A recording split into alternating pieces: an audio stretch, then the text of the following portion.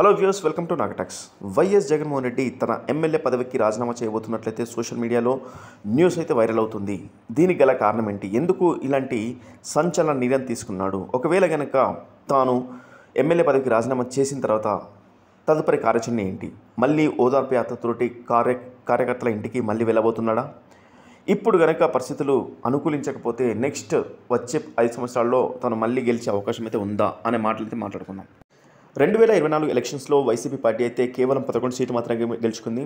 తన అధికారం కోల్పోయిన తర్వాత మొదటిసారి అసెంబ్లీలోకి అడుగుపెట్టిన జగన్మోహన్ రెడ్డి గారు తనకు అవమానం జరిగిందంటూ మొదటి రోజే మీడియా ముందు తను చెప్పడం జరిగింది. దానికి గల కారణం ఏంటంటే ముఖ్యమంత్రి తర్వాత తనని ప్రమాణ స్వీకారం చేయించలేదు. అదేవిధంగా తెలుగుదేశం పార్టీ కూటమి ప్రభుత్వం కూడా చెప్పిన విషయం ఏంటంటే జగన్మోహన్ రెడ్డి గారికి ప్రతిపక్ష హోదా కూడా లేదు, కేవలం తను 11 సీట్లు మాత్రమే గెలిచాడు.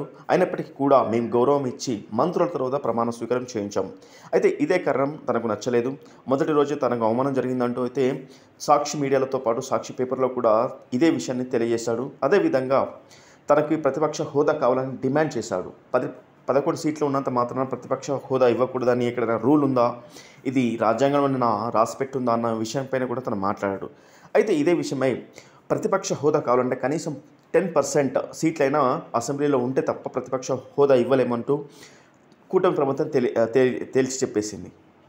ఇలాంటి సమయంలో జగన్మోహన్ రెడ్డి కేవలం ఒక ఎమ్మెల్యేగా అసెంబ్లీలో కూర్చోవడం తనకి ఏమాత్రం ఇష్టం లేదు. ప్రజా సమస్యలపైన మాట్లాడకుండా, ఏ విషయం మాట్లాడకుండా కేవలం సభలు ఉన్నప్పుడు అలా వెళ్ళి ఇలా రావడం తనకు ఏమాత్రం ఇష్టం లేదని అర్థమవుతుంది.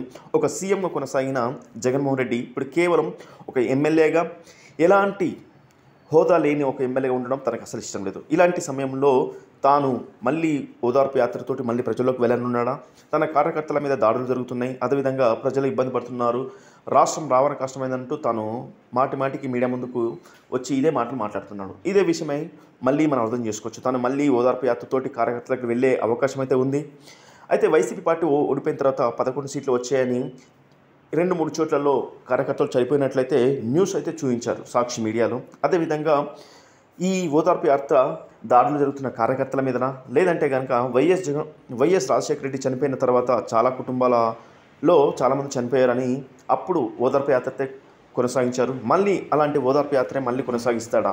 ఈ 2 విషయాలపై అయితే 2-3 రోజుల్లో క్లారిటీ అయితే రానుంది.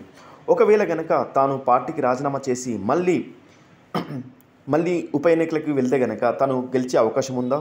గెలిచే అవకాశం అయితే చాలా తక్కువ కనబడుతున్నాయి. ఒకవేళ కనుక తాను అసెంబ్లీకి వెళ్ళడం ఇష్టం లేకపోతే పార్లమెంట్కి వెళ్ళే ఆసక్తి కనుక ఉంటే కనుక మళ్ళీ ఎన్నికలకు వెళ్ళే అవకాశం అయితే ఉంది. అయితే వైఎస్ జగన్మోహన్ రెడ్డి గారు ఒక నిర్ణయం అయితే తీసుకునబోతున్నారు. తాను ఎమ్మెల్యేగా రాజీనామా చేసి ఎంపీగా పోటీ చేయాలని తన ఉద్దేశం. ఎంపీగా పోటీ చేసి పార్లమెంట్లో తన వాయిస్ వినిపించాలని తన ఆరాటం. అదేవిధంగా అక్కడ ఇండియా కూటమి ఉంటుంది, ఎలాగైనా తను మాట్లాడే అవకాశం ఉంటుంది. అదే అసెంబ్లీలో అయితే తను ఇప్పుడు ప్రస్తుతం మాట్లాడే అవకాశం అయితే కోల్పోయాడు. 11 సీట్లే వచ్చినంత కారణం వలన ప్రస్తుతం అయితే మాట్లాడలేని పరిస్థితి. ఇలాంటి సమయంలో ఉప ఎన్నికలకు వెళ్తే గెలిచే అవకాశం ఏ విధంగా ఉంది? ప్రస్తుతం అయితే కూటమి ప్రభుత్వం అత్యధిక మెజారిటీతో గెలిచింది. అదేవిధంగా ఇప్పుడు కనుక ఎన్నికల్లో ఓడిపోతే వచ్చే 5 సంవత్సరాల్లో వైసీపీ పార్టీ పరిస్థితి ఏంటి అని ట్రేడ్ పండితులు అంటున్నారు. అదేవిధంగా ఇక్కడ ప్రజలైతే ప్రస్తుతం అయితే వైసీపీ పార్టీ చేసిన అరాచకాలు కూటమి ప్రభుత్వం ఎత్తి చూపుతుంది.